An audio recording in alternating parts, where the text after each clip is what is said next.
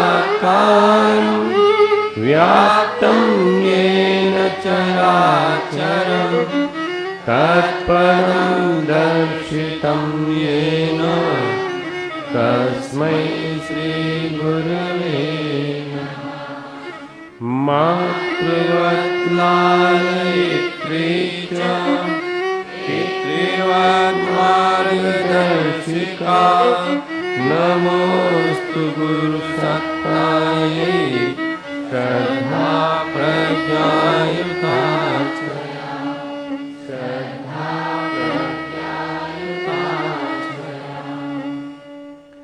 परम पूज्य गुरुदेव और परमवन्या माता जी की उपस्थिति में बैठे सभी यहाँ पर विराजमान हमारे स्टाफ के सदस्य, प्यारे प्यारे बच्चों, हमारे सभी छात्र छात्राओं, गीता वास्तव में एक जीवन जीने की कला की पाठ्य पुस्तक है, जिसके बारे में हम कई बार आपके सामने चर्चा कर चुके हैं और ये भी बता चुके हैं कि गीता के माध्यम से हम सारी समस्याओं का, आज की जितनी समस्याएं हैं उनका समाधान पा सकते हैं।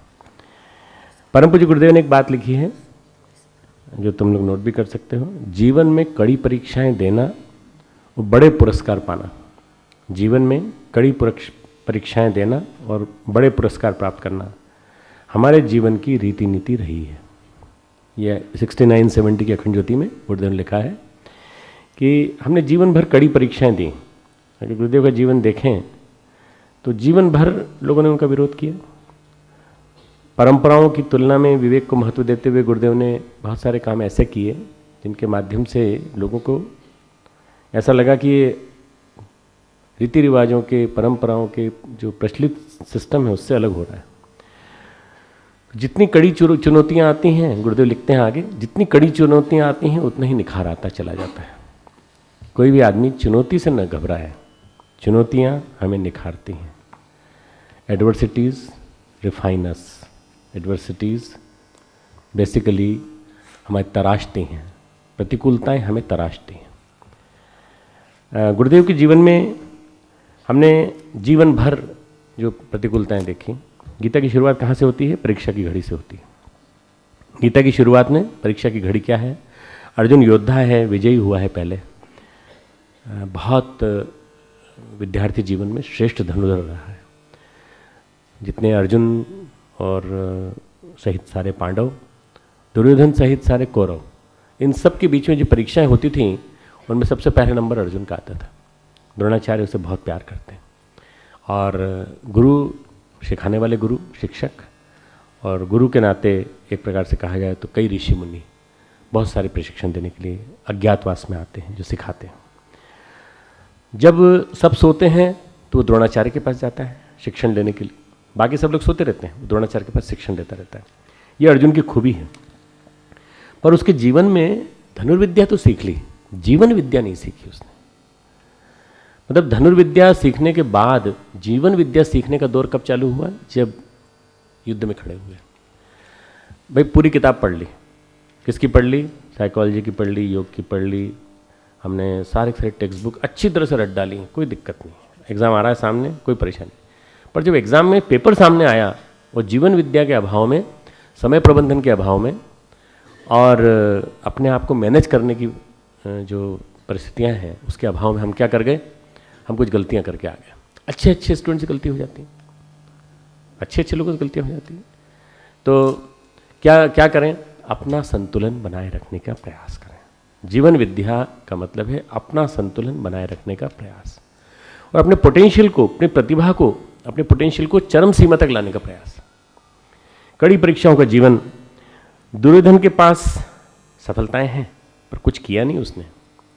अर्जुन ने जीवन भर परीक्षाएं दी पर कुछ किया है। दुर्योधन ने क्या किया है? हम तुलना करते हैं अर्जुन वर्सेस दुर्योधन, अर्जुन वर्सेस कर्ण, अर्जुन वर्सेस भीष्म, अर्जुन वर्सेस द्रोण। ये सारे के सारे अपोजिट साइड में खड़े हुए लोग हैं। तो उस अपोजिट साइड में जो खड़े हैं उसमें दुर्योधन ने विरासत को भोगा है। विरासत में मिल गया उसको, तो अंधे का बेटा था, धृतराष्ट्र का बेटा था, और सारे के सारे लोग जो हैं इसी पे तुल गए कि नहीं दुर्योधन को राज मिलना चाहिए, दुर्योधन को राज मिल गया। पांडवों ने तो कष्ट भोगा है। अगर तुम देखो तो पांडवों के जीवन में कष्ट ही कष्ट है। 12 साल यहाँ कष्ट, 12 साल बाहर अज्ञातवास में कष्ट। महाभारत का वन पर्व जो है पूरा का पूरा इसी से भरा हुआ है। निजी जीवन में दुर्योधन के कुछ भी नहीं है। जीवन मूल्यवान है इसका एहसास भी नहीं है।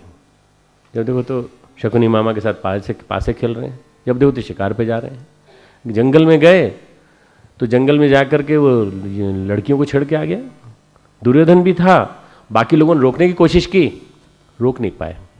कारण क्या था कि सारे के सारे वो लोग थे जो दुर्योधन के पैसे पे जीते थे। जो वैसा होता है ना अनीति करने वाला, वो पैसे भी बांटता रहता है। तो यक्ष और यक्षिणियाँ जो थी वो विहार कर रही थी, उन्हीं के बीच में जाके उन्हीं को छेड़ने लगा। अब वो जब वो यक्षों को पता चला कि हमारी ही पत्नियों को, हमारी ही बच्चियों को इनको छेड़ रहा है, तो जाके उसको बंदी बना लिया। और वो ताकतवर थे, दुर्योधन बंदी हो गया और दुर्योधन को बांध दिया, कर्ण को ही बांध दिया। सारे के सारे दिव्य अस्त्र जो हैं फेल हो गए। क्यों? क्योंकि सारे के सारे अस्त्र जो हैं वो यक्षों के जो थे, नीतिवान थे, इसलिए उनके सफल रहे। और उन्होंने कहा अब इसको जलाएंगे, अब इसको जलाएंगे। पांडवों को पता चला, करीब 5 किलोमीटर दूर, उस जमाने के हिसाब से मील बोल सकते हो, उस जमाने में किलोमीटर का था, 5 मील दूर पांडव लोग अज्ञातवास कर रहे थे। पांडव लोगों ने कहा, दुर्योधन के प्रति लोगों के मन में बैर ही था, चाहे वो अर्जुन हो चाहे भीम हो, दोनों के दोनों बोले ये अच्छा हुआ, ये बढ़िया हुआ। अब देखो अपन ने तो कुछ नहीं किया ना, ये इसका आरोप भी हम पे लगा देंगे कि हमने भेजा है लोगों को, गलत काम किया ना, अच्छा हुआ। तो फिर धर्मराज बीच में बोल पड़े, ओम अरे भाई गलत बात है, ऐसा नहीं करना।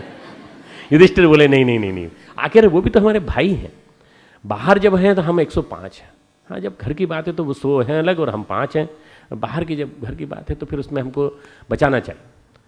तो धर्मराज ने वर्डिक्ट दे दी, उन्होंने कहा भाई बचाना चाहिए, तुम दोनों जाओ उनको छुड़ा के लाओ। तो गए छुड़ाने के लिए और बंधनों को काटा, सब बंधनों को काट करके यक्षों से युद्ध किया। और उसके बाद फिर वो अर्जुन दुर्योधन सामने नीचे मुंह लटका खड़ा था, बोले शर्म आनी चाहिए तेरे को, शर्म आनी चाहिए, लड़कियों को छेड़ते हुए पकड़ा गया और तो हम नहीं आते तो ये जला देते तेरे को। दुर्योधन के मन में इतनी आत्मग्लानि हुई, कर्ण ने तो हिम्मत बंधा दी दुर्योधन को कि कोई बात नहीं, हो गया सो हो गया, अब आगे कभी नहीं करेंगे ऐसा काम। पर दुर्योधन बोलता है नहीं भैया ये जीवन बेकार है, ये जीवन बेकार है, अब क्या करें। उन्होंने कहा आज जो है प्रयोग करते हैं, प्रयोपोवेशन यानी सेल्फ इमोलेशन, अपनी अंदर की ज्योति को आमंत्रित करके उसमें आहुति देना।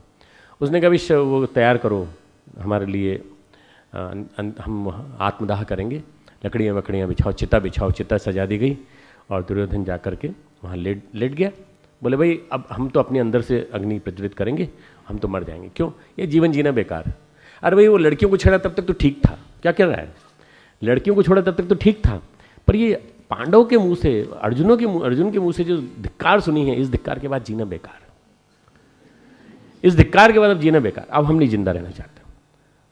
मतलब वो धिक्कार ज़्यादा खराब लगी और छेड़ना खराब नहीं लगा, छेड़ने में मजा आया उनको। मतलब हर तरह की जितनी गलतियां थी वो उसने की। अब जब वो मरने के लिए तैयार थे तो ऊपर से ढेर सारे न जाने कितने, जहाँ कोई आसुरी सत्ता होती किसी के चिंतन में, तो ढेर सारे असुर लोग आ गए। अरे दुर्योधन तुम ये क्या कर रहे हो भाई, तुम तो हमारे देवता हो, आप लोग कौन है। तो बोले हम सब आसुरी सत्ता का प्रतिनिधित्व करते हैं, महाभारत होने वाला है, महाभारत में आप लड़ेंगे तो आसुरी सत्ता का प्रतिनिधित्व आप करेंगे और आपको लड़ना है, इसलिए जिंदा रहना है। अभी तुम हमारे साथ हो ना, हाँ हाँ हम आपके साथ हैं, आप चिंता मत कीजिए। उठ के बैठ गया, उसने कहा ठीक है अब कैंसिल, मरना कैंसिल। ये क्या है मित्रों? ये दुर्योधन का एक प्रकार से कहा जाए तो व्यक्तित्व है, चरित्र है जो दिखाई पड़ रहा है, और वो व्यक्तित्व चरित्र दिखाई पड़ता है उसके अनैतिक आचरण में। तो अगर हम दोनों को सामने रखें, दुर्योधन को और अर्जुन को, तो अर्जुन के पास संघर्ष ज़्यादा है, अर्जुन ने संघर्ष की, पर क्या है वो जीवन से जुड़े हुए नहीं हैं। वो किससे जुड़े हुए हैं? वो जुड़े हुए हैं सारे के सारे हमारे प्रतिकूल परिस्थितियों से, उनसे उन परीक्षाओं में पास हुए हैं। संघर्ष और चुनौतियों से जो आप लोग अपने एग्जाम में दे रहे हैं, उससे हम मानवीय गरिमा को पाते हैं। क्यों जरूरी है कॉन्फ्लिक्ट? क्यों जरूरी है? Why we need challenges? Conflict and challenges are important in our day to day life. हमारे लिए रोजमर्रा के जीवन में बहुत जरूरी है। क्यों? इसी से हम मानवीय गरिमा को पाते हैं। हम मनुष्य हैं और हम जूझ सकते हैं इनसे, हमें जूझना आता है। अर्जुन की सबसे बड़ी चुनौती क्या है? युद्ध। सामने युद्ध है, उसने देवों को प्रसन्न किया है, उसने दिव्य अस्त्र प्राप्त किए हैं। आपको मालूम है कि दिव्य अस्त्र केवल 3 ही लोगों को मिले थे, एक भीष्म, एक द्रोण और एक अर्जुन। इन 3 के पास ही दिव्य अस्त्र थे। उस साइड में 2 लोग ऐसे हैं जिनके पास दिव्य अस्त्र हैं, इस साइड में अर्जुन है जिसके पास दिव्य अस्त्र हैं। परंतु वो असमंजस में क्या है? वो खड़ा है, अपने कुटुंबीजन भी खड़े हैं जिनके प्रति उसका सबसे ज़्यादा लगाव है।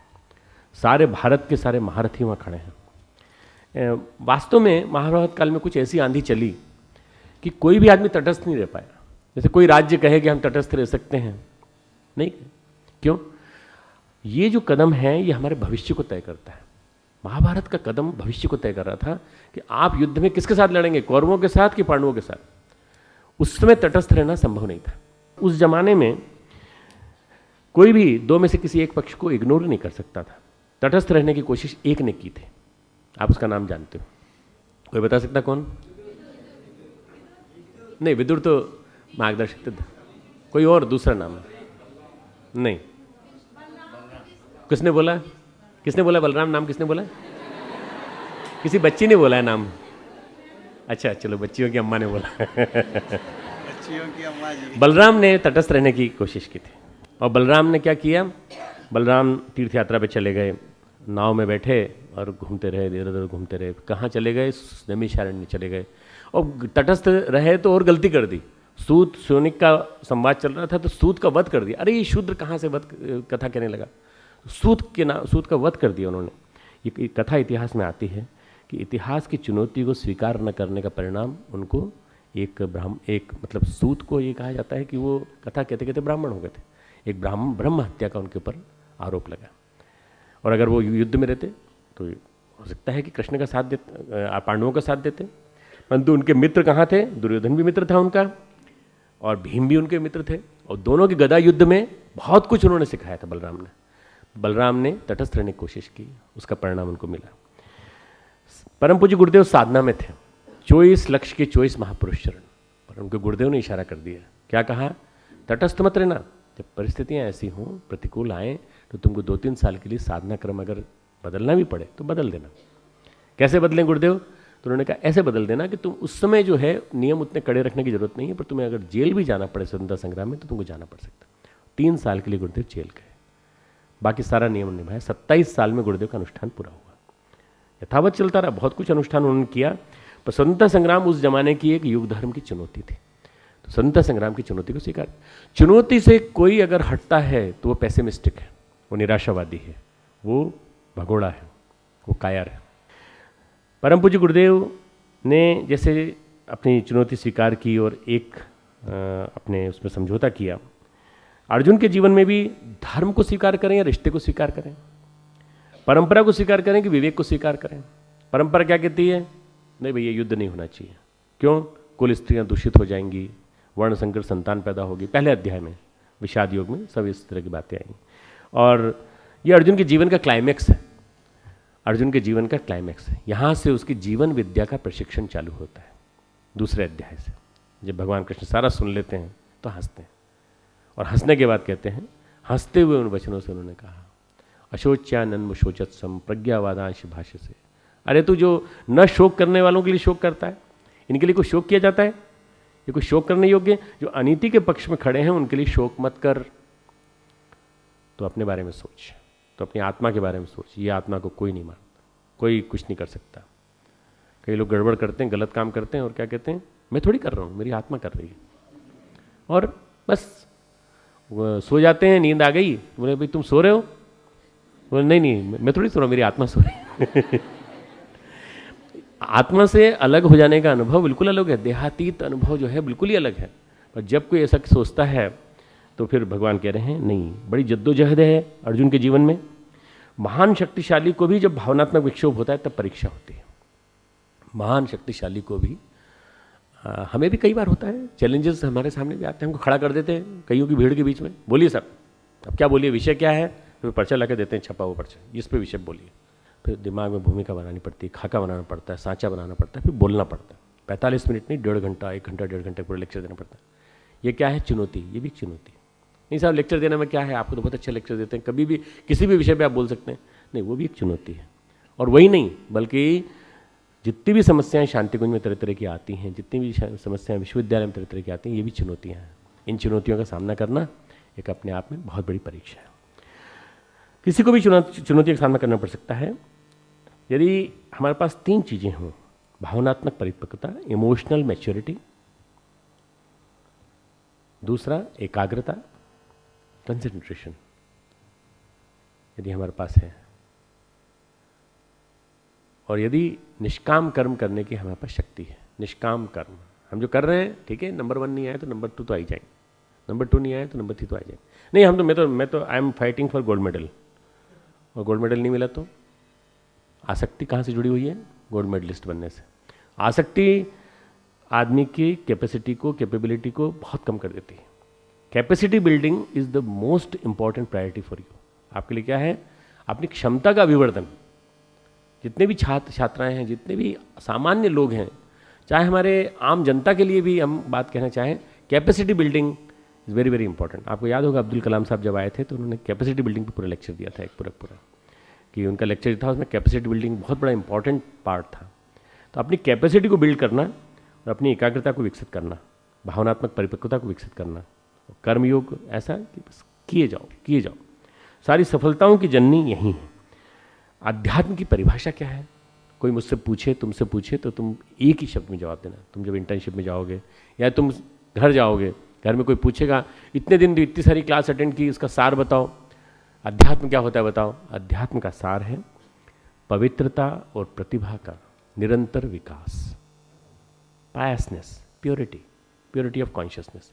पवित्रता और प्रतिभा वो जो आईक्यू से ऊपर है, जो हमारी इंटेलिजेंस से ऊपर है, वो पवित्रता और प्रतिभा का निरंतर विकास। इसमें क्या होता है, जब हम शारीरिक श्रम करते हैं, आध्यात्मिक क्षेत्र में जब हम शारीरिक श्रम करते हैं तो आरोग्य आता है। जो श्रम नहीं करता उसको आरोग्य नहीं मिलता। शारीरिक श्रम से आरोग्य आता है, शरीर का लचीलापन आ जाता है। और हमें क्या मिलता है, हमें सबसे बड़ी चीज़ मिलती है कि हमें एक प्रकार से मनोयोग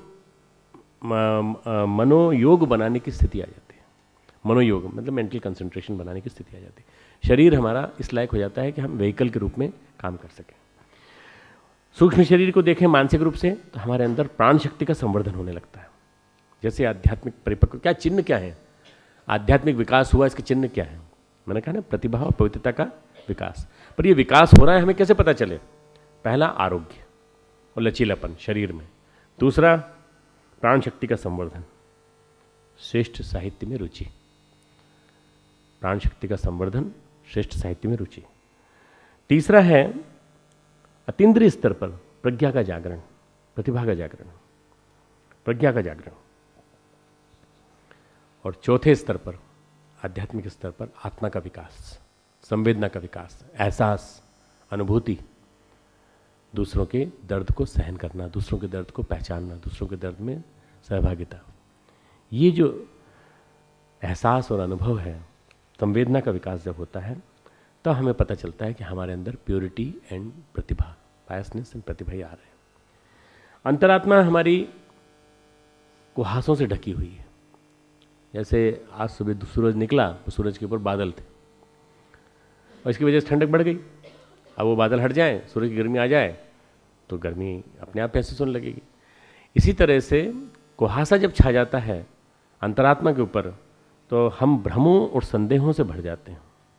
और ये भ्रम संदेह हमारे इस जन्म के नहीं है, कई पीढ़ियों से, कई जन्म जन्मांतरों के भ्रम, न जाने कितने कन्फ्यूजन्स, न जाने कितने डाउट्स, न जाने कितनी मिसकंसेप्शंस, न जाने कितनी हमारी मिस स्पेकुलेशंस हमारे मन में जो है वो है। आपको एक श्लोक याद होगा जो अर्जुन को गीता के अंत में बोलता है, वो स्थितोऽस्मि, आगे क्या है? जब भगवान कृष्ण कहते हैं सब कुछ ठीक हो गया, जितना सुना 18 अध्याय सुने, इसके बाद कैसा लग रहा है अब? How are you feeling now? भगवान कृष्ण अर्जुन से कहते हैं, अर्जुन कहता है स्थितोऽस्मि, अब मैं स्थिर हो गया हूं, मेरी प्रज्ञा स्थिर हो गई है। गत संदेह, मेरे संदेह चले गए। सबसे बड़ी चीज ये है, प्रतिभा का विकास होते ही, भगवत्ता को प्राप्त होते ही संदेह चले जाते हैं। कई बार अर्जुन भी प्रश्न पूछ बैठता है, गीता में अर्जुन प्रश्न पूछ बैठता है कई बार, तुरंत पहले अध्याय में, भगवान ये बताइए कि आप इतना इतना कह रहे हैं। दूसरे अध्याय में इतनी बातें सुनी, इतनी बातें सुनी, परंतु आप ये बताइए कि ये इतनी अच्छी बातें सुनने के बाद मुझे ऐसा लग रहा है कि ये स्थिर बुद्धि वाला व्यक्ति कैसा होता है? आखिर मैंने तो कभी देखा नहीं। इसकी भाषा क्या होती है? समाधि में स्थित परमात्मा को प्राप्त हुए स्थिर बुद्धि पुरुष का लक्षण क्या है? दूसरे अध्याय का 54वां श्लोक, 54th। स्थिर बुद्धि पुरुष बोलता कैसे है, कैसे बैठता है और कैसे चलता है? अभी बैठना और चलना भी पूछ रहा है। प्रश्न की जो विचित्रता है वो भगवान ने ऐसे कैसे रख दी है, वेद व्यास जी ने यथावत रख दी है। क्यों? क्योंकि उसको मालूम नहीं है स्थिर बुद्धि व्यक्ति कैसा होता है। भाई स्थिर बुद्धि व्यक्ति तो यहाँ है ना, व्यवहार में कैसा है, इससे क्या मतलब, परंतु ये जानना चाहता है फिर कैसा होता है। तो भगवान कहते हैं ऐसा व्यक्ति जो होता है, जिसकी बुद्धि स्थिर होती है, वो आत्मा से आत्मा में संतुष्ट रहता है, और जिस समय रहता है उस समय, उस काल में स्थिर प्रज्ञ कहलाता है। 24 घंटे रहे जरूरी नहीं है, हो सकता है 1 घंटे रहे, उस समय आत्मा से आत्मा में संतुष्ट। जो दुख की प्राप्ति होने के बाद जिसके मन में उद्वेग न हो, 56वां श्लोक, दुखेशु अनुद्विग्न मनाः सुखेशु विगत स्पृह। दुख आए तो इसके मन में उद्वेग न हो, और सुख आए तो निष्प्रह भाव से स्वीकार कर ले। अरे सुख आया क्या फर्क पड़ता है, चलता रहता है जीवन में, सुख दुख आते रहते हैं। तथा जिसके राग भय और क्रोध नष्ट हो गए हैं, ऐसा मुनि कैसा कहलाता है? ऐसा व्यक्ति कैसा कहलाता है? स्थिर बुद्धि। वर्ड यूज किया ऐसा मुनि ने, मनन करने वाला। नारायण ने, भगवान श्री कृष्ण ने, योगेश्वर ने अपने लिए सबसे बढ़िया शिष्य चुना है। कौन? नर। पूर्व जन्म में भी साथ रहे नर और नारायण। उनकी स्मृति में पर्वत बने हुए, नर और नारायण पर्वत। यहीं बद्रीनाथ के पास 2 पर्वत है, नर और नारायण पर्वत। और शिष्य भी योग्यतम और गुरु भी श्रेष्ठतम। शिष्य भी योग्यतम, गुरु भी श्रेष्ठतम। इतना बढ़िया जोड़ा कहीं नहीं मिलेगा। स्वयं परमात्मा गुरु बनकर आया है। और जो गीत सुना आपने, स्वयं परमात्मा भगवान हमारे गुरु। कृष्ण वह सिखा रहे हैं जो द्रोण ने नहीं सिखाया। युद्ध विद्या बनाम जीवन विद्या, युद्ध विद्या बनाम जीवन विद्या। कलम चलाने की विद्या जो तुम पढ़ते हो, लिखते हो, उसके बनाम लाइफ में मैनेजमेंट ऑफ लाइफ। जीवन की परेशानियों का सामना कैसे करें? अरे यहाँ से चले जाओगे, घर पे जाकर माँ को देखोगे, पिता को देखोगे, अपने भाई को देखोगे, तरह तरह की परेशानियों से तुम्हें जूझना होगा। तुम्हें जूझ करके तुम्हें समाधान बताना पड़ेगा। अगर तुम ही नहीं समझ पाओगे यहाँ से जाने के बाद, और तुम ही नहीं समझा पाओगे, तो तुम कैसे चिकित्सक हो? तुम्हें यहाँ से चिकित्सक बना के भेज रहे हैं। तुम्हें काउंसलिंग करनी है, तुम्हें थेरेपी करनी है अपने माँ बाप की, अपने भाई बहन की। वो मोहग्रस्त हैं, वो उस स्थान पर रह रहे हैं जिस स्थान पर चारों तरफ वातावरण वैसा ही है। उस वातावरण को तुम्हें ठीक करना है। तुम ही अगर परेशानियों से घिरे रहे तो कैसे ठीक करोगे? जाके अपनी परेशानी बताई, मम्मी की गोद में जाके लिपट गए। मम्मी 6 महीने से दूर थे आपसे, अब आए हैं तो अब आपके पास रहेंगे। मम्मी समझेंगी कि हमारी बिटिया इतने दिन वहाँ रही और वहाँ से पढ़ के आई तो हमें कुछ बताएगी वहाँ के बारे में। चलो ठीक है, 1 दिन प्यार कर लिया। तुम 30 दिन उनकी मम्मी की गोद में बैठे रहोगे, पापा के पास ही लाड़ करते रहोगे। फिर तो इसका मतलब ये कि अभी उम्र थोड़ा छोटी सी है, अभी 3 साल की वो आहुति है, छोटी सी मिट्टू। बस वो जितना हमको लाड़ करती है, जैसे हम जाते हैं वैसे हमको छोड़कर किसी और को प्यार करने लगती है। वो पापा को, मम्मी को, दादी को, सबको। और अगर हम पहुंच जाए तुरंत हमारे पास भाग के आ जाती है। ये क्या है? ये 3 साल के बच्चे वाला प्यार है। छोड़ो इसको, मैच्योर हो गए हो, BA BSc में आ गए। अब आने के बाद तुम ये मान के चलो कि अब हमारी मैच्योरिटी का एक पीरियड चालू हो गया है। मैच्योरिटी का मतलब क्या होता है? औरों को ठीक करना, औरों के दिमागों से संदेहों को निकालना, औरों के दिमागों को ठीक करना। खुद अपना दिमाग ठीक करना पहले, फिर औरों का दिमाग ठीक। तुम्हारा दिमाग पागल होगा तो तुम दूसरों को कैसे ठीक करोगे? तुम ही बहक जाओगे, तुम ही गड़बड़ा जाओगे तो कैसे काम करेंगे? तो कृष्ण वह सिखा रहे हैं जो द्रोण ने नहीं सिखाया। हमने तुमको यहाँ क्या सिखाया? जीवन विद्या, जीवन जीने की कला। जीवन जीने की कला, आर्ट ऑफ लिविंग एग्जाम नहीं है केवल, गीता एग्जाम नहीं है, ध्यान एग्जाम नहीं है, ये जीवन की परीक्षा में लड़ने के लिए हथियार हैं, जीवन की परीक्षा में लड़ने के लिए दिए गए कवच हैं, ये अनुशासन और शस्त्र हैं जिनके माध्यम से तुम लड़ सकते हो उन सब परिस्थितियों से और तुम जीत के निकलोगे। और किसी यूनिवर्सिटी के बच्चों को ले लो और इस यूनिवर्सिटी के बच्चों को ले लो, ये बच्चे पहले विजयी होंगे, वो बाद में विजयी। तुम 87 यूनिवर्सिटी में, 80 यूनिवर्सिटी में प्रथम आते हो, पूरे हरिद्वार में रंगोली प्रतियोगिता में प्रथम आए, कौन सी बड़ी बात है?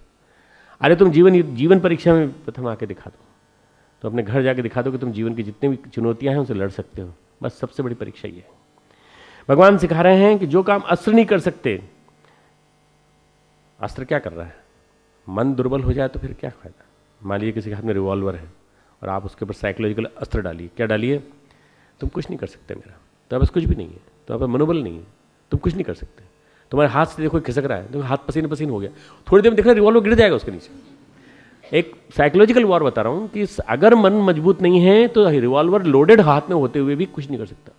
गुरुदेव के पास मारने के लिए एक आदमी आया 1984 में, तो वो लोडेड रिवॉल्वर लेके आया था और गुरुदेव ने कहा तू क्या करेगा, तू क्या करेगा? गुरुदेव ने उसकी जो ब्लेड उतारी जो थी उसको पकड़ लिया, बस उसका जो छुरा, उसने छुरा निकाला। एक्चुअली पहले उसने रिवॉल्वर चलाया, उसकी गोलियां फंस गईं और फंसी नहीं गई बल्कि वो रिवॉल्वर जो था वो नीचे ही गिर गया उसके। बाद में पुलिस ले गई उसको, रिवॉल्वर को उठा करके वहाँ से। और हमारे गुरुदेव 84 में हो सकता है कि वो आदमी सफल हो जाता तो हो जाता, परंतु भगवत्ता के सामने वो घबरा गया बुरी तरह से।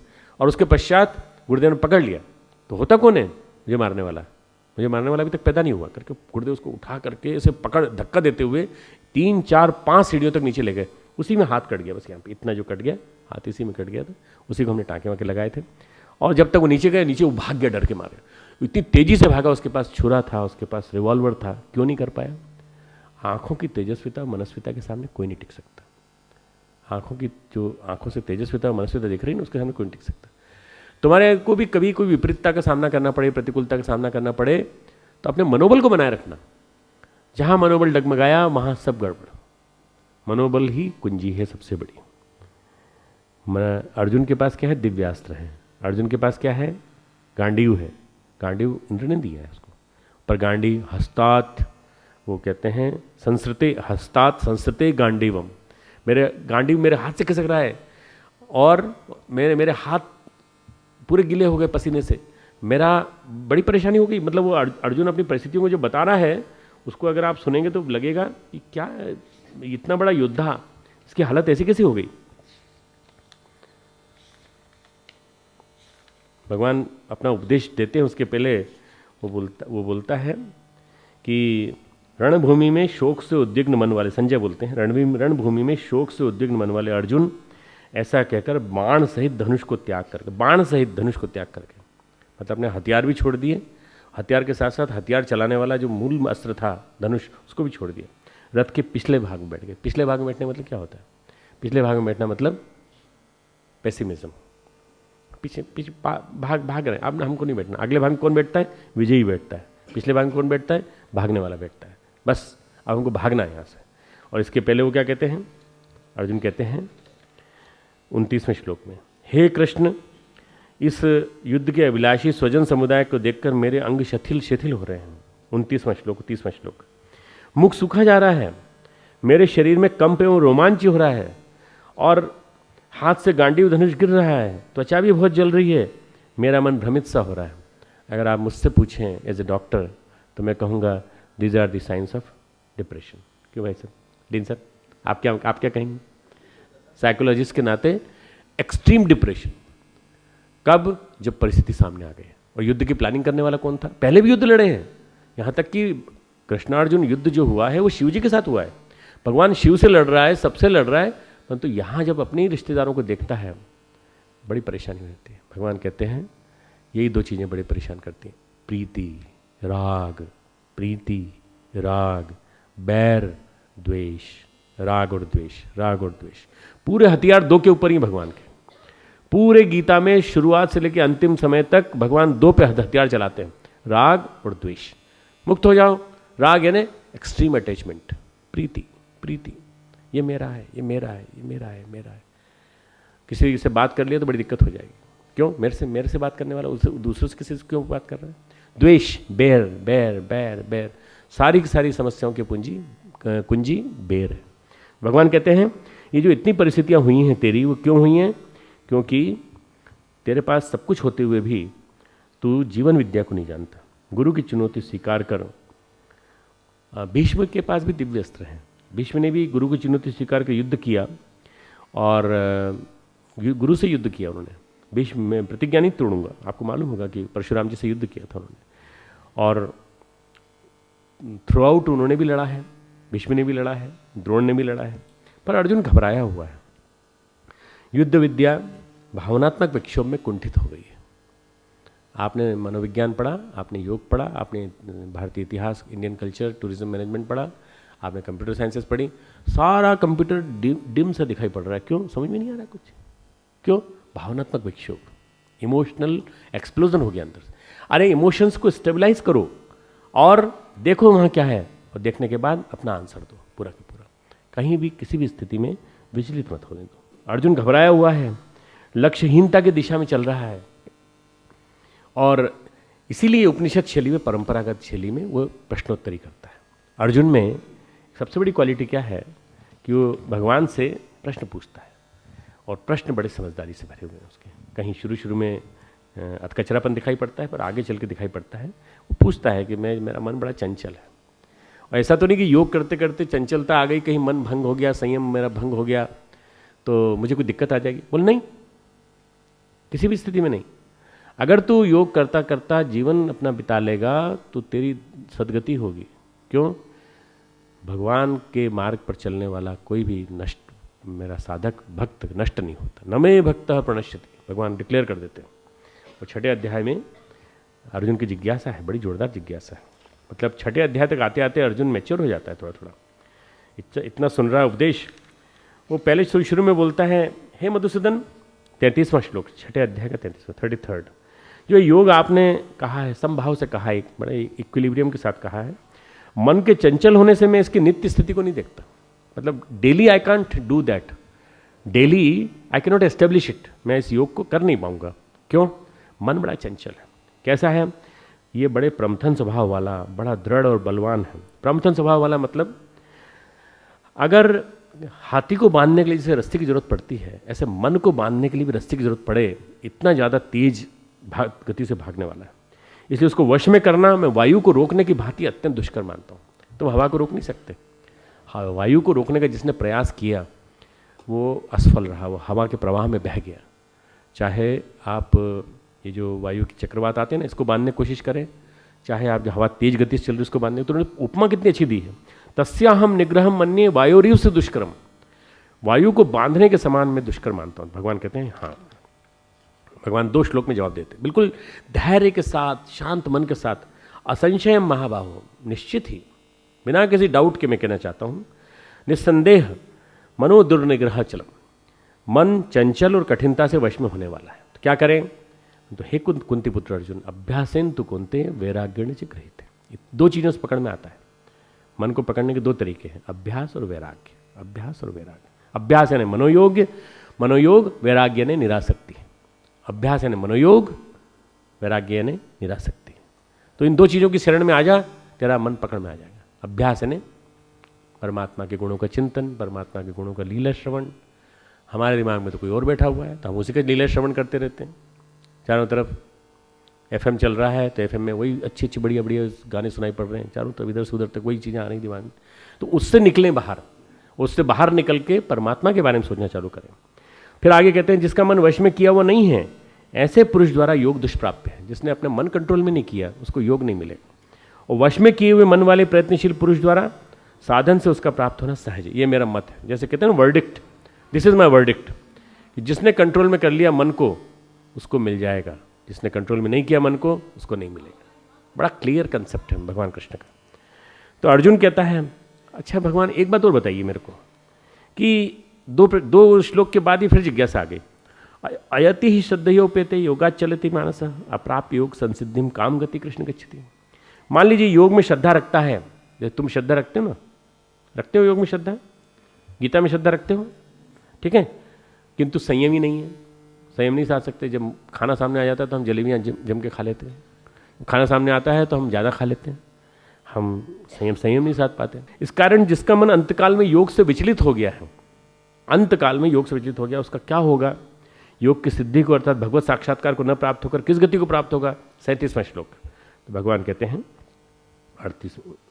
40वें श्लोक में बहुत बढ़िया वाक्य है, नहीं कल्याण कृत कश्चित दुर्गतिम तात गच्छति। जिस व्यक्ति ने, और बड़ा सुंदर वर्ड यूज किया है, तात यानी प्रिय, हे प्रिय, हे प्यारे, हे मेरे प्यारे अर्जुन, आत्मोद्धार के लिए किया गया भगवत प्राप्ति के लिए कोई भी प्रयास करने वाला मनुष्य दुर्गति को प्राप्त नहीं होता। अगर तुमने आध्यात्मिक प्रगति के लिए, अपने उद्धार के लिए कोई भी प्रयास किया हो तो कोई भी मनुष्य दुर्गति को प्राप्त नहीं होगा। धीरे धीरे उनका मन इस दिशा में चलने लगेगा, है ना। तो ये भगवान की जो बात है उसको समझने की कोशिश करें। अच्छा प्रश्नकर्ता जो होता है वो अच्छे प्रश्न करता है। आज के प्रश्न उद्धार के प्रश्न है, आज के प्रश्न उद्धार के प्रश्न है। कहीं सुन लिया, कहीं पढ़ लिया, कहीं टीवी पे सुन लिया, कहीं पेपर में पढ़ लिया, तो उसी के प्रश्न को पूछ बैठे। और अच्छा प्रश्नकर्ता वो जिसका प्रश्न उसकी जिंदगी का निष्कर्ष। अच्छा प्रश्नकर्ता कौन है? जिसका प्रश्न उसकी जिंदगी का निष्कर्ष। जो विकलता से प्रश्न निकले, जीवन को मत कर जो निकले, वो सही प्रश्न। जो विकलता से निकले, जो अपने जीवन के मंथन से निकले, वो सही प्रश्न। और उत्तर देने वाला जो है अपने जीवन का निष्कर्ष उसको सुनाता है। फिर उत्तर देने वाला जीवन का निष्कर्ष सुनाता है। अर्जुन का मन अस्थिर है, विकल है, इसीलिए वो स्थित प्रज्ञ की बात करता है। ये स्थित प्रज्ञ की बात अर्जुन ने क्यों की? क्योंकि मन अस्थिर है। तो कहता आपने बड़ी अच्छी बात कही कि स्थित प्रज्ञ होता है कोई व्यक्ति। ये कौन होता है, कैसे होता है, कैसे चलता है, कैसे वो बात करता है, बताइए। तो स्थित प्रज्ञ के बारे में जानना चाहता है कि स्थित प्रज्ञा हो जाएगी तो क्या हो जाएगा। भगवान दूसरे अध्याय में दूसरे अध्याय के अंतिम 18 श्लोक इसी को डिवोटेड है। पांडवों के धौम्य, दुर्वासा, पिप्पलाद, ये सभी ऋषि रहे हैं। इन्होंने खूब अच्छे उनको वाक्य कहे हैं, बड़े अच्छी बातें सुनाई। पांडवों से बढ़िया श्रोता कोई है नहीं। पांडव श्रोता भी हैं, अज्ञातवास में सत्संग भी किया उन्होंने, साधना भी की, और अर्जुन को सब मिले। पर प्रश्न जो उस समय थे वो मौलिक नहीं थे, प्रश्न उद्धार के थे। अब ये युद्ध जो है ये पहले भी हो सकता था, परंतु युद्ध समय पे होता है जब सब कुछ पूरा हो जाए, जब प्रकृति का विधान गड़बड़ाने लगे, जब अनीति बढ़ जाए इतनी ज़्यादा, यदा यदा ही धर्मस्य ग्लानिर्भवति भारत, जब धर्म की ग्लानि होने लगे, जब द्रौपदी का चीरहरण हुआ, लाक्षागृह जब जलाया गया, हस्तिनापुर का विभाजन हुआ, कई बार युद्ध टाला गया, अंत में ऐसी स्थिति आ गई कि युद्ध आ ही गया। संधि के लिए कृष्ण गए, प्रयास किया कि संधि हो जाए, नहीं हुआ, अंततः युद्ध आ ही गया। अब युद्ध आ गया तो धर्म अधर्म का कटु संघर्ष है। इस समय यह परिस्थिति हर एक के जीवन में आती है। धर्म अधर्म, हम धर्म का साथ दें कि अधर्म का साथ दें। अधर्म पहचान में नहीं आ रहा है क्योंकि चारों तरफ से ढका हुआ है। धर्म समझ में नहीं आ रहा है, धर्म क्या है यह हमें नहीं, ना जानामि धर्मम नच में प्रवृत्ति, जानामि अधर्मम नच में निवृत्ति। मैं तो अधर्म से निवृत्त नहीं हो पा रहा हूँ और धर्म में प्रवृत्त नहीं हो रहा हूँ। दुर्योधन खुद कहता है, दुर्योधन के मुंह से खुद निकलता है, जिसमें कोई किसी की मदद नहीं करता। आपका अंतर विवेक जागृत होना चाहिए। आपका अंतर विवेक जागृत होकर के आपको पता चलना चाहिए धर्म ये है, अधर्म ये है। धर्म का मतलब क्या है? जानामि धर्मम, कर्तव्य का उपदेश, अपने आप को कर्तव्य, हमारा कर्तव्य क्या है, किम कर्म किम कर्मेति, हमें क्या करना चाहिए, क्यों करना चाहिए, इसकी जिसको जानकारी होती है वो धर्म का पालन कर रहा है। कर्तव्य का पालन, धर्म यानी कर्तव्य परायणता, धर्म यानी कर्तव्य परायणता, ड्यूटीफुलनेस। आपको किस किस बात पे चलना है, किस किस दिशा में चलना है, ये आपको मालूम होना चाहिए। यह परिस्थिति हर एक के जीवन में आती है। गुरुदेव के जीवन में कई तरह की बाधा आई। गुरुदेव ने लिखा है, हमने अपने संबंधियों से जूझा और जीवन में कुछ नया करने का हमने सोचा, और ये उमंग औरों के एजेंडा में नहीं है। औरों के एजेंडा में क्या है, जो चला आ रहा है, ढर्रा जो चला आ रहा है उसी में हम चलते रहेंगे। स्वामी विवेकानंद हमें कहते हैं each soul is potentially divine. क्या कहते हैं? ईश्वर अंश जीव अविनाशी। तुलसीदास जी कहते हैं ईश्वर अंश जीव अविनाशी, और स्वामी विवेकानंद कहते हैं each soul is potentially divine. जब आत्मा में सामर्थ्य है इतनी ज़्यादा कि वो डिवाइन बन सकती है, परमात्मा का अंश बन सकती है, तो कहीं ना कहीं सामर्थ्य की कमी है, सामर्थ्य को विकसित करने की कला की कमी है। कैपेसिटी बिल्डिंग नहीं हो पा रही है। आप डिविनिटी को अपने अंदर प्रवेश करने का मौका नहीं दे रहे। हमारी भ्रांतियों के कारण सामर्थ्य हमारी अवरुद्ध है। तो हमें क्या करना पड़ेगा? हमें अपने आप को जीवन साधना करना सिखाना पड़ेगा। लोग बड़े भ्रांतियों में जीते हैं, उनको लगता है शांति कुंज में कोई साधना तो सिखाई नहीं जाती। शांति कुंज में क्या सिखाया जाता है? शांति कुंज सिखाया जाता है अच्छे बनो, ये करो, वो करो, वो करो।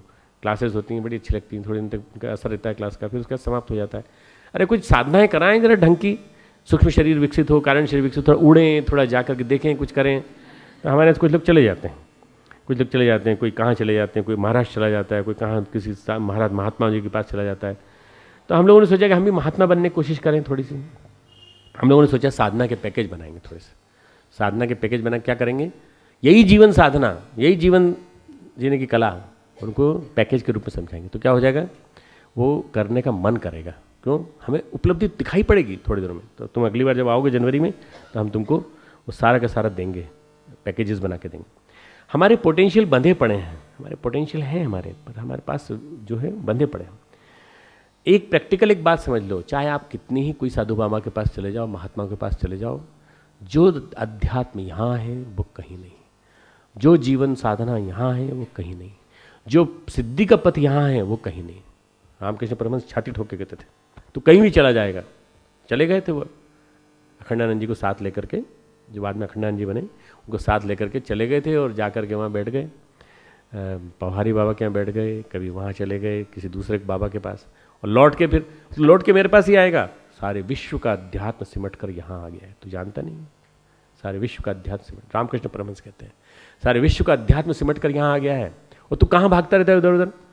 तो बच्चों, ये जो दो चीज़ें हैं, इनके बिना आपको कहीं कोई चीज़ नहीं मिलेगी। दो चीज़ें, इनको समझ लेना। चित्त शुद्धि के बाद निष्काम कर्म योग। अगर आपने चित्त शुद्धि नहीं की, निष्काम कर्म योग नहीं किया, तो आपको कोई उपलब्धि नहीं मिलेगी। आप कहीं भी चले जाओ, जीवन के किसी भी कोने में जाके किसी भी दाढ़ी वाले बाबा जी की धवल दाढ़ी और अच्छा बढ़िया त्रिपुण्यधारी तिलक और इससे प्रभावित होकर चले जाओ, तुम्हें निराशा हाथ लगेगी 5 साल बाद, 10 साल बाद, 15 साल बाद, जब तुम लगे रहोगे इस इच्छा से कि नहीं अब तो जिद के कारण प्राप्त करना है, नहीं, तुम्हें नहीं मिलेगा। अगर चित्त शुद्धि का मार्ग नहीं बताया उन्होंने तो सबसे पहले चित्त की शुद्धि और उसके बाद निष्काम कर्म योग। भावनात्मक ऊर्जा को छीन लेता है, चित्त का अशुद्ध होना भावनात्मक ऊर्जा को छीन लेता है। इसलिए कोई शॉर्टकट नहीं है। अगर कोई शॉर्टकट तलाशता है तो गलती करता है। हमें शॉर्टकट से बचना चाहिए। तपस्वियों के संकल्प अमिट होते हैं। तपस्वी होते हैं, उनके संकल्प अमिट होते हैं। उनके विचारों की प्रखरता इतनी होती है, कि उनका संकल्प प्रकृति का लेख बनाता है, विधान बनाता है। परम पूज्य गुरुदेव का जैसे जीवन हम बताते हैं। और ये संकल्प की सामर्थ्य तभी टूटती है जब दो चीज़ें जीवन में आ जाए, खराब चीज़ें, राग द्वेष। ये अपना है प्रीति, ये नहीं है बैर। ये प्रीति और बैर से बचना है, राग और द्वेष से बचना है। इच्छा द्वेष समुत्थेन द्वंद्व मोहेन भारत। ये द्वंद्व हैं दो तरह के, इच्छा और द्वेष। यदि इन दो से बच गए, ड्युअलिटी से बच गए, तुम मुक्ति को प्राप्त हो जाओ। इसलिए जो भी गलत है सही है इसका निर्णय करना है तो दो चीज़ों पर निर्भर रहना पड़ेगा। कौन कौन से? काल पर और औचित्य पर। काल यानी टाइम, महाकाल, काल। आप योग्य हैं, परीक्षा सामने है, प्रतिभा सामने आनी चाहिए। नहीं सर वो एग्जाम के बाद आएगी। अरे एग्जाम के बाद क्या आएगी, क्या फायदा? एग्जाम के बाद किस काम की प्रतिभा? संभाल के रखिए, हमने उसको बचा के रखिए। प्रतिभा को काल को पहचानना आना चाहिए, किस काल में प्रतिभा निकल के आनी चाहिए। दूसरा औचित्य यानी औषधि की तरह से ठीक उसका उपयोग, सुनियोजन। भगवान बुद्ध ने बड़ा अच्छा वर्ड यूज किया, सम्यक, ठीक उचित परिमाण। इतना 1 चम्मच, हाँ 1 चम्मच, 1 चम्मच पानी इसमें, हाँ 1 चम्मच पानी, बस इस दवा को ले लो। ये क्या है? औषधि की तरह से। इस कसौटी पर हम यदि हम खरे उतरें, दो चीज़ों की, काल की और औचित्य की कसौटी पर खरे उतरें, तो हम अपने आप को सही अर्थों में महासंकटों से बचा सकते हैं। अर्जुन के सामने क्या संकट है? उसके मन में राग भीष्म के प्रति है और द्वेष दुर्योधन के प्रति है, शकुनी के प्रति है। राग द्रोण के प्रति है तो द्वेष शकुनी के प्रति है। राग भीष्म के प्रति है तो द्वेष दुर्योधन के प्रति है। इसलिए बारंबार श्री कृष्ण कहते हैं राग द्वेष से मुक्त हो जाओ, राग द्वेष से मुक्त हो जाओ। श्री कृष्ण के लिए युद्ध मर्यादाओं को अक्षुण्ण बनाने के लिए है, औचित्य को स्थापित करने के लिए है। वो कह रहे हैं मर्यादाएं अक्षुण्ण बनी रहे, नैतिक मर्यादाएं, और औचित्य स्थापित हो। इसलिए शुरू अवसाद से होता है, गीता शुरू अवसाद से होती है ना। पहला चैप्टर बताया ना अवसाद, और अंत में क्या होता है? अंत में भगवान संजय कहते हैं रश्यामी च पुनः पुनः, रश्यामी मुहुर्मुहुर, हश्यामी, हश्यामी यानी प्रसन्न हो रहा, प्रसन्न, प्रसन्नता से समाप्त होती गीता। 18वें अध्याय के अंतिम 10-12 श्लोकों में प्रसन्नता ही प्रसन्नता है। शुरुआत में क्या है? डिप्रेशन ही डिप्रेशन है। अवसाद के कुहां से छट गए और अब प्रसन्न फील कर रहे हैं। अर्जुन भी, संजय भी, वो धृतराष्ट्र नहीं फील कर रहा है। धृतराष्ट्र महाबदमाश है, उसको नहीं लग रहा है ठीक ठाक, ये जो कुछ भी हुआ ठीक ठाक नहीं हुआ। 18 चैप्टर सुनने के बाद भी जिसके जीवन में बदलाव नहीं आया वो क्या है? उसकी प्रारब्ध है उसका। हमारी तैयारी जीवन के प्रति कितनी है, कर्तव्य में ही हमें भगवान को खोजना चाहिए। हमें ये देखना है कि हमारी तैयारी भगवान के प्रति कितनी है, जीवन के प्रति कितनी है। अर्जुन की कड़ी परीक्षा है, चैलेंजेस हमें विकसित करने के लिए आते हैं। अर्जुन की जो परीक्षा है उसके माध्यम से हम एक सीख लेते हैं, चैलेंजेस हमें विकसित करने के आते हैं। प्रतिभा का नया झरना बहने लगता है अंदर से। मैंने जीवन में, अपने जीवन में देखा कि जितने चैलेंजेस आए उतने चैलेंजेस को पार करने के बाद मुझे एक नई स्फूर्ति मिली, नया उत्साह मिला, एक नई अनुभूति मिली। और नई अनुभूति अंदर से जब फूटने लगे, नया प्रतिभा का झरना जब फूटने लगे, तो समझ लेना चाहिए कि आपके जीवन में प्रतिकूलताएं एक नया द्वार खोल रही हैं। श्री कृष्ण 3 साधना बताते हैं, पूरे गीता का सार 3 साधना बताते हैं। आप कहोगे भक्ति योग, कर्म योग, ज्ञान योग, हाँ वही, पर बताने का तरीका मैं बताता हूँ कैसे। सबसे पहली साधना प्रज्ञा स्थिर करो। ये हर विद्यार्थी के लिए, हर शिक्षक के लिए, हर जीवन जीने वाले नागरिक के लिए जरूरी क्या है? प्रज्ञा स्थिर करो। सबसे बड़ी कमजोरी क्या है? प्रज्ञा या मेधा का स्थिर न हो पाना। बार बार डामाडोल होती, कभी इधर जाती कभी इधर जाती। बुद्धि नहीं, प्रज्ञा, बुद्धि से एलिवेटेड स्तर पर, विजडम कम वर्च्यू, जो वर्च्यू की ओर ले जाए, विजडम, ऐसी प्रतिभा आपके जीवन में आनी चाहिए। तो प्रज्ञा को स्थिर करो। दूसरी साधना यज्ञार्थात कर्मणो अन्यत्र, यज्ञ के निमित्त कर्म करो, यज्ञ के निमित्त कर्म करो। संग से प्रेरित होकर कर्म मत करो। संग यानी आसक्ति, आसक्ति से प्रेरित होकर कर्म मत करो। भगवान कृष्ण गीता में कहते हैं कृपणाः फल हेतुवः, कृपणाः फल हेतुवः। जो फल की कामना करते हैं वो कंजूस होते हैं। ये सोचते हैं कि पढ़ने से इतना रिजल्ट अच्छा आ जाएगा, वो कौन है? कंजूस। और कंजूस को कभी भी रिजल्ट नहीं मिलेगा अच्छा। इसलिए क्या करें? हम अपना कर्म कर रहे हैं, अपना कर्म करें, फुल पोटेंशियल के साथ करें, पूरी कैपेबिलिटी के साथ करें। तो हम संग से प्रेरित न करें। कर्म को क्यों कर रहे हैं ये तो सोचो। कर्म को करो, निष्काम भाव से करो और योग युक्त होकर करो। भगवान कहते हैं योग युक्तः मत कर्म, योग युक्तः मत कर्म, यज्ञार्थात मत कर्म।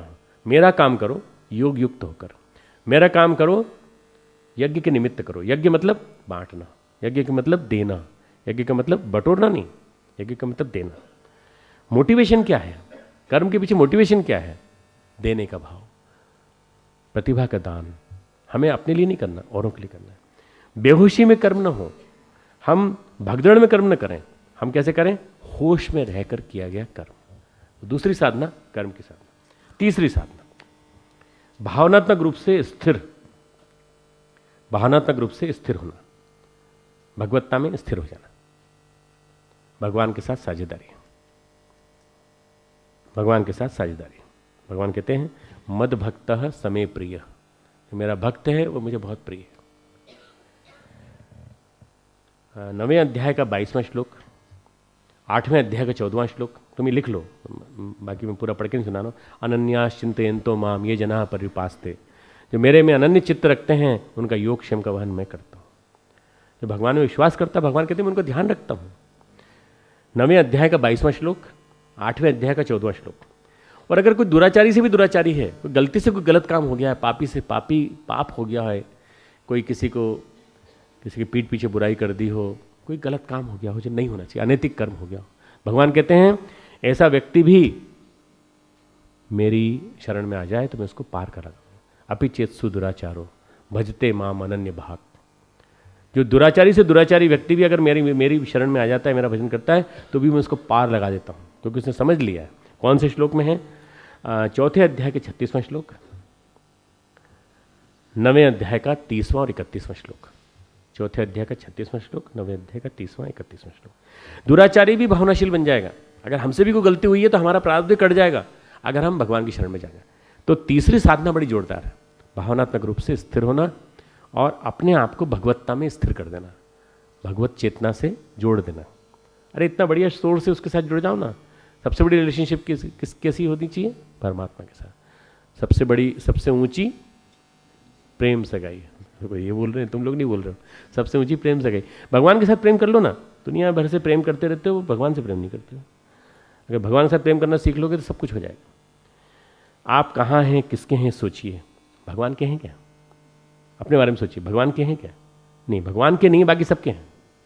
दोस्तों के हैं, मम्मी के हैं, पापा के हैं, दादी के हैं, दादा के हैं, और सबके हैं, परंतु हम भगवान के नहीं हैं। इष्ट के आराध्य के लिए कोई पुकार है क्या?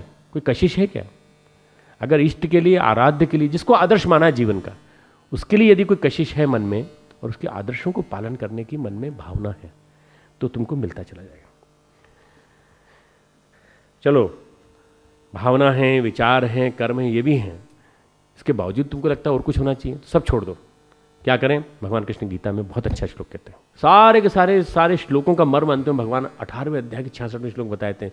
सर्वधर्मान परित्यज्य मामेकम शरणम व्रज, मामेकम शरणम व्रज। भगवान की शरणागति में जाने से बड़ा कोई काम नहीं है। चुनौती पे भरोसा तो रखो भाई। तुम अपना पुरुषार्थ करोगे तो भगवान तुम्हारी मदद करेगा। तुम 1 कदम चलोगे, भगवान 100 कदम चल के तुम्हारे पास आएगा। पर तुम 1 कदम चलने को तैयार नहीं हो, क्यों? और भगवान ने कहा ना कि मामेकम शरणम व्रज, तो हम उनकी शरण में चले गए। अरे ऐसे थोड़ी, 1 कदम चल, पुरुषार्थ तो कर। अपना पुरुषार्थ करोगे नहीं और भगवान के ऊपर विश्वास करोगे, अपना पांव रखोगे नहीं आगे और भगवान से ये उम्मीद करोगे कि भगवान तुम्हारी मदद करेगा, कैसे करेगा? एक राजा का बेटा नाराज हो गया, और नाराज हो गया राजा से, और राजा से नाराज होकर बॉर्डर पे जाके, सीमा पे जाके बैठ गया उधर पैर करके, दूसरे राज्य की सीमा में। सीमा से बाहर नहीं गया, सीमा में रहा, बस सीमा के बाहर उसके पैर निकले हुए थे, उधर मुंह करके बैठ गया। किससे? बाप से रूठा हुआ। तो मंत्री जी ने कहा, आपका एकमात्र बेटा है, आप कृपा करके उसको मना लो, चलो आप साथ चलो। अरे बोले, मैं मना तो लूँ, पर उसका मुंह तो इधर हो और पाँव इधर तो लाए, कम से कम इस तरफ, एक पाँव इधर तो चले। अगर वो 1 पाँव से चलेगा तो मैं 100 पाँव से जा करके उसको उठा लाऊंगा, पर वो चले तो सही। वो चलने को तैयार नहीं, उधर जा रहा है, भागे जा रहा है, परिस्थितियों से विमुख हो रहा है, मेरे से दूर जा रहा है। भगवान की तरफ मुंह करो, भगवान की तरफ 1 कदम चलने का प्रयास करो, भगवान तुम्हें अपने बाहों में ले लेंगे। भगवान कहेंगे फिर चिंता मत करो, पर इसका मतलब ये मत मानना कि पढ़ाई नहीं करना है, पढ़ाई तो करनी है भाई। मैंने कहा ना, अपना पुरुषार्थ पूरा करो। पुरुषार्थ, एक प्रज्ञा पुराण का वाक्य है, आत्म बल का पूरक परमात्म बल है। आत्मबल का सप्लीमेंट्री फोर्स क्या है? परमात्म बल। यदि परमात्मा का बल तुम्हें चाहिए तो पहले अपने आत्मबल को पूरा लगा दो। जब तुम पूरा लगा दोगे तो परमात्मा कहेगा, जो बचा खुचा है वो मैं पूरा कर दूंगा, चिंता मत कर। भले ही तुम 30% तक पहुंच पाओ, सिर्फ बचा हुआ 70% को पूरा कर देंगे। पर तुमने लगाया तो सही, कुछ तो किया तुमने। हम अपने जीवन में इस बात को ध्यान रखें। सामान्य व्यक्ति और साधक में क्या अंतर है? सामान्य व्यक्ति जहाँ रहता है बेहोश रहता है, और साधक व्यक्ति होश में रहता है। हम होश में रहना सीखें, हर अवसर का उपयोग करें, हर दिन का मूल्यांकन करें। माँ जब जन्म देती है बच्चे को, तो एक मेडिकल फैक्ट है, जन्म देने के बाद हर दिन बच्चा 1/4 मिलीमीटर बढ़ता है। जन्म देने के बाद हर बच्चे, एक स्थिति ऐसी आती है जब मैच्योरिटी पूरी हो जाती है तो बढ़ना बंद हो जाता है, फिर बढ़ने की प्रक्रिया थोड़ी डिलेड हो जाती है। 1/4 मिलीमीटर बढ़ता है, पर किसी को दिखाई पड़ता है? वो नापता है 1/4 मिलीमीटर बढ़ गया, अब कल देखते हैं और 1/4 मिलीमीटर बढ़ गया। कैसे नापोगे? मिलीमीटर का 1/4 कैसे नापोगे? पर बच्चा बढ़ता है। आप अपना मूल्यांकन करो, हम 1/4 मिलीमीटर बढ़े क्या? मतलब हम कुछ हमारे अंदर विकास हुआ कि नहीं? क्या हम नवजात शिशु हैं? अपने आप को नवजात शिशु मान लो और चित्त शुद्धि के लिए रोज प्रयास करो। क्या आज हमने चित्त शुद्धि के लिए कुछ किया? क्या आज हमने अपने मन में चित्त शुद्धि के साथ साथ, जो आपको एक बात बताई थी कि अपने जीवन में क्या बताया था चित्त शुद्धि के साथ साथ?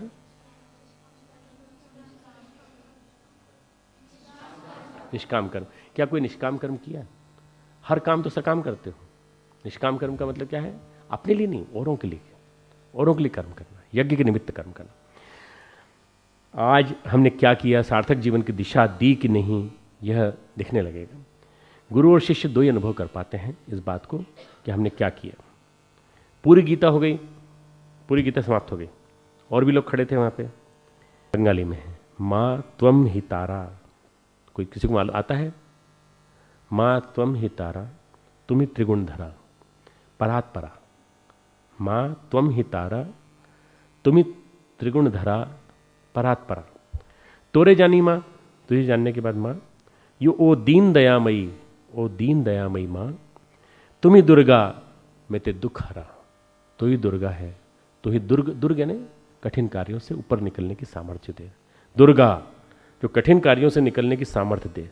दुर्गम कार्य, दुर्गम कार्य यानी कठिन कार्य। दुर्ग यानी किला, कहते हैं ना, दुर्गा शब्द इससे बना है। तो तुम ही दुर्गा, मैं तो दुख हरा, तू ही दुखारणी है, तू दुख। इसी गीत को गाते रहे। सो गए, गाते गाते सो गए। कहाँ सो गए? वरांडे में। अगले दिन बैकुंठ सान्याल करके एक भक्त थे रामकृष्ण परमहंस के, वो आए और आकर के उन्होंने देखा कि वो सोया हुआ है और रामकृष्ण परमहंस चहलकदमी कर रहे हैं, और देखते हैं नरेंद्र के ऊपर प्यार से दृष्टि, और फिर हंसते हैं, ताली बजाते हैं, फिर चले जाते हैं। सो रहा है, अभी तक सो रहा है, 10 बज रहे हैं, अभी तक सो रहा है।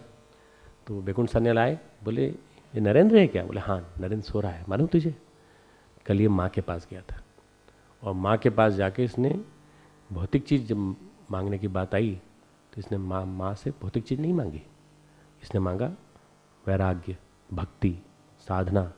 इसने मांगा औरों को ऊंचा उठाने के लिए साहस, उसने मांगा त्याग, बल। सबसे बड़ी चीज़ इसने मांगी। हमारे YouTube चैनल शांति कुंज वीडियो गायत्री परिवार को सब्सक्राइब करें एवं बेल आइकन जरूर दबाएं ताकि गायत्री परिवार की विभिन्न गतिविधियों की जानकारी आपको मिलती रहे।